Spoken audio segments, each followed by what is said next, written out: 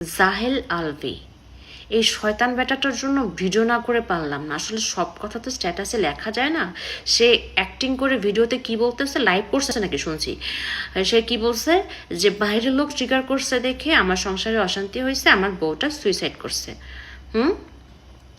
ভালো করে ট্রিগার করতে পারলে আপনার ডিভোর্স হয়ে যেত, অ্যাটলিস্ট মহিলাটা বাঁচতো আর আপনার বাচ্চাটা মাহারা হতো না।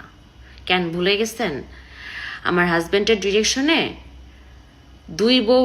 দুই বউ বয়রা নাটকে যখন আপনি শুটিং সেটে আসলেন সকালবেলা, আপনার রক্ষিতা তিথিকে নিয়ে সকালবেলা একসাথে গাড়ি করে আসলেন, এসে কারোর সাথে হাই হ্যালো নেই, ব্রেকফাস্ট করা নেই, একটা রুম লক করে ফেললেন। রুম লক করে আপনার রুমের সামনে প্রোডাকশন বয় খাবার নিয়ে দাঁড়ায় থাকলো, আপনার রুম খুললেন না কেন ভাইয়া? কি করতেছিলেন? খুব ইম্পর্টেন্ট মিটিং হচ্ছিল তাই না? এই জন্য রুম খোলা যায় নাই তাই না? এটা তো এটা, তার মধ্যে আবার সারাটা দিন আপনারা শুটিংয়ের ফাঁকে ফাঁকে ফ্রেশ হতে চাইতেন না, রুম লক করে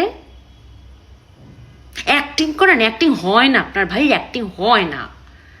সামনে স্ক্রিপ্ট নিয়ে বসছেন, আবার মাঝে মধ্যে মানে কান্না কান্না ভাব, চোখ টিপে টিপে পানি বের করতে চাচ্ছেন, আবার বলতেছেন পাথর হয়ে গেছি।